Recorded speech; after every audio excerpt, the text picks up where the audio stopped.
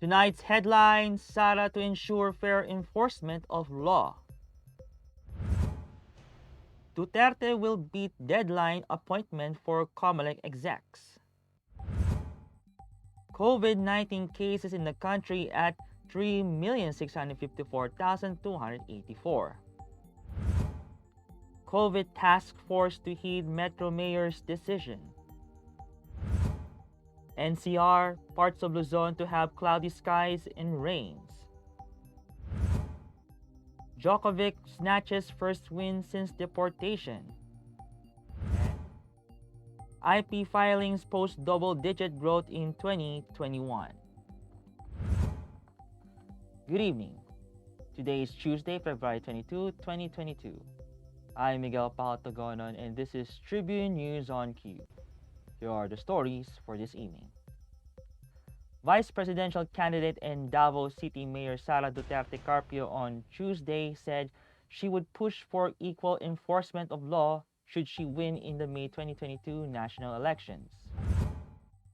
The Davao City Mayor visited her supporters in Batangas City together with senatorial aspirants Harry Roque, Herbert Bautista, and Salvador Panelo. President Rodrigo Duterte's daughter says she would continue the campaign of her father if she wins the vice presidential race. She said she would also push law enforcers to ensure fair implementation of the law.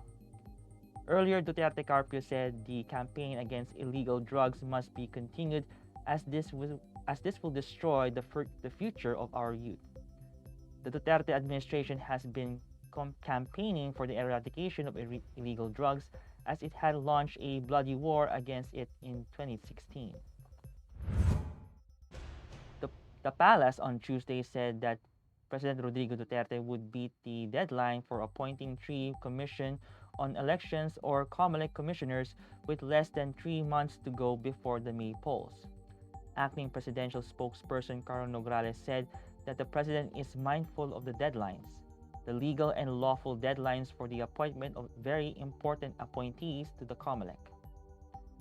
The Omnibus Election Code prohibits any head, official, or appointing officer of the government office, agency, or instrumentality, whether national or local, including government-owned or controlled corporations, from the appointing new employees, creating new positions, promoting or giving salary increases 45 days before the election and 30 days before a special election, except upon prior authority of the Comelec. It also states that the Comelec cannot grant the authority sought for exemption unless it's satisfied that the position to be filed is essential to the proper functioning of the office or agency concerned, that the position shall not be filled in a manner that may influence the election.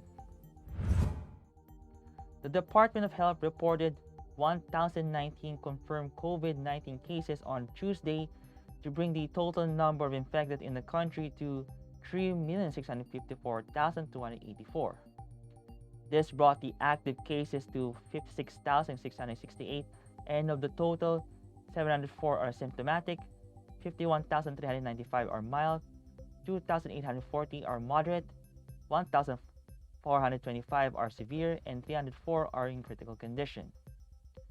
The number of recoveries, on the other hand, rose to 3,541,840 after 2,988 patients recovered from the deadly disease. The death toll is now at 55,776, with 13 fatalities recorded. Meanwhile, the country's COVID-19 positivity rate was at 6.4%, which is lower than the 7.5% positivity rate on Monday. Tribune News on Cue will be back after these reminders.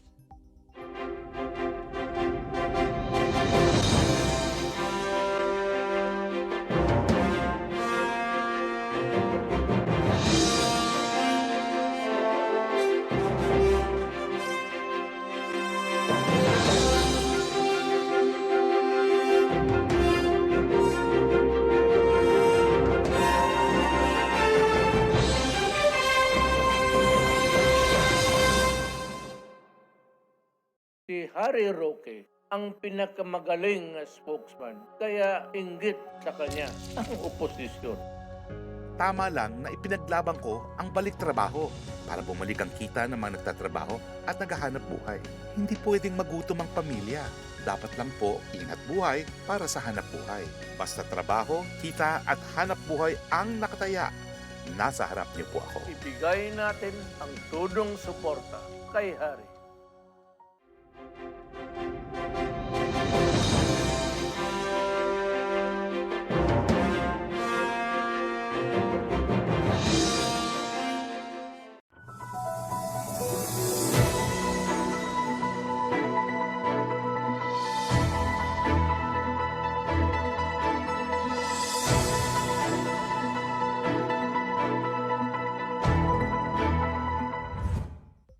In other news, National Task Force Against COVID-19 Chief Implementer Carlito Galvez Jr. said he would back the National Capital Region mayors if they recommend a shift to Alert Level 1.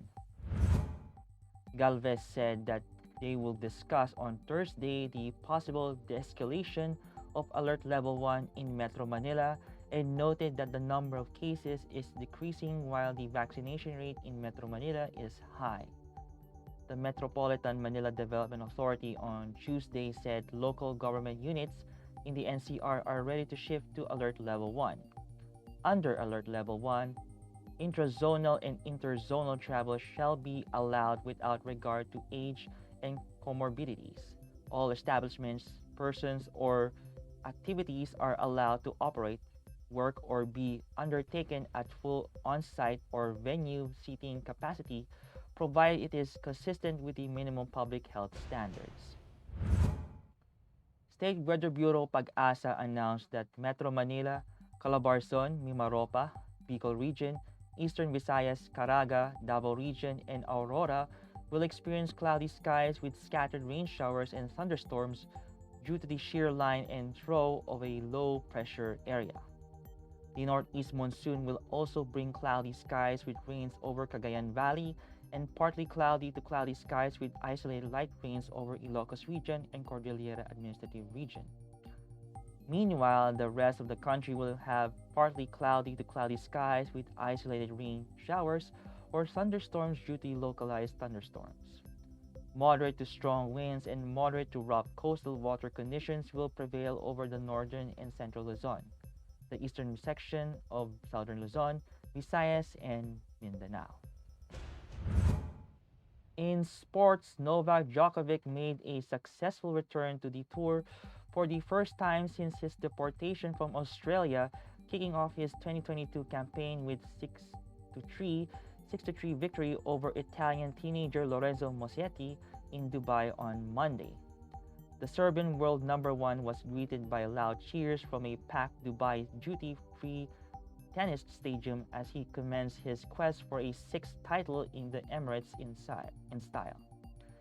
The 34-year-old's hopes of winning a 10th Australian Open and 21st Grand Slam in Melbourne last month were shattered when he had his visa cancelled and was deported for not being vaccinated against COVID-19. Djokovic can play in Dubai as a COVID-19 vaccine is not a requirement to enter the United Arab Emirates, and his win over the 19-year-old Musetti was his first competitive match since the Davis Cup finals in Madrid last December. And in business, the Intellectual Property Office of the Philippines, or IPOPHL, said intellectual property or IP filings from January to December 2021 grew 11.6% year-on-year to a total of 46,496, recovering significantly from the 2020 drop, as the lighter quarantine restrictions last year reignited business and IP-related activities. IPOPHL Director General Roel Barba said that the significant rebound, notably in utility model, trademarks, patents, and copyright, was made possibly by the agency's aggressive IP promotion campaigns to reach more inventors, artists, and entrepreneurs. From taking the biggest hit in 2020, filings made the biggest recovery, recording a 20% year-on-year boost to a total of 1,588.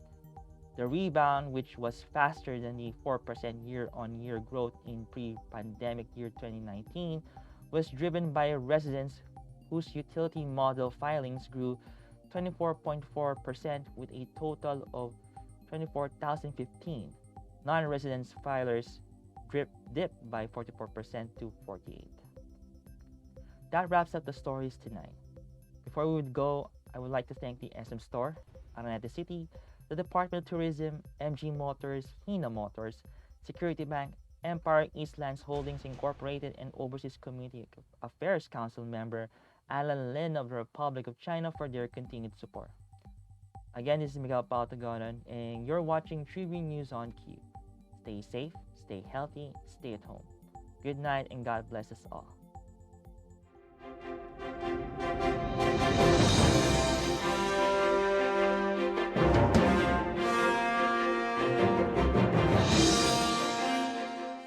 This public service advisory is brought to you by Daily Tribune and 100.3 RJFM.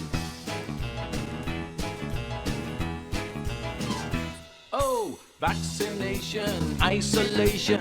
Gotta keep up with my nutrition. Gotta maintain my body condition. Then I can take my vaccination. What do I choose? What do I take? As long as it is not a fake. AstraZeneca, Moderna, BioNTech, even Sinovac, okay na.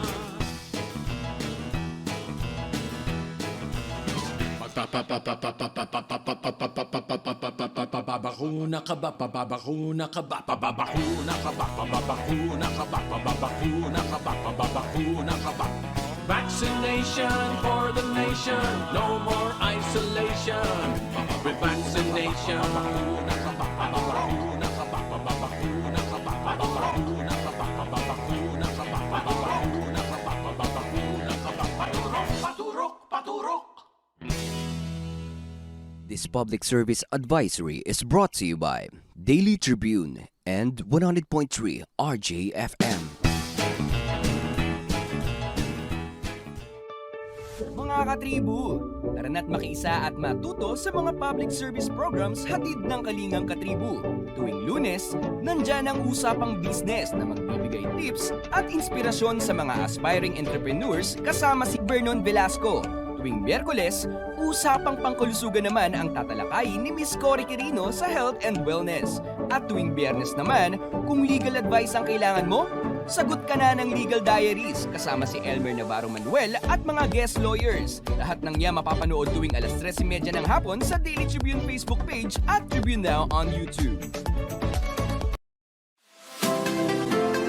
Magandang araw mga katribu! Narito na ang mga makakasama nyo tuwing umaga sa programang Gising Na. Roy Pelovelo, Atty. Lia Badillo Crisostomo, Vernon Velasco, Kim Sancha at Chert Balagtas. Abangan ang programang Gising Na mula alas 8 hanggang alas 9 ng umaga sa Facebook page ng Daily Tribune. Ilabas na ang mainit na kape at samahan kami sa inyong pag-almusal, mga katribo. Simulan natin ang bawat umaga with good vibes sa mga informative and recreational segments ng aming programa. Maaari niyo rin ibahagi sa amin ang inyong opinion via Daily Tribune Facebook page at Tribune Now sa YouTube. Makichika na rin sa latest showbiz happenings, mga katribo. Kaya naman, magkita-kita po tayo mula Lunes hanggang Biyernes, alas 8 hanggang alas 9 ng umaga at magsama-sama po tayo sa Gising Na!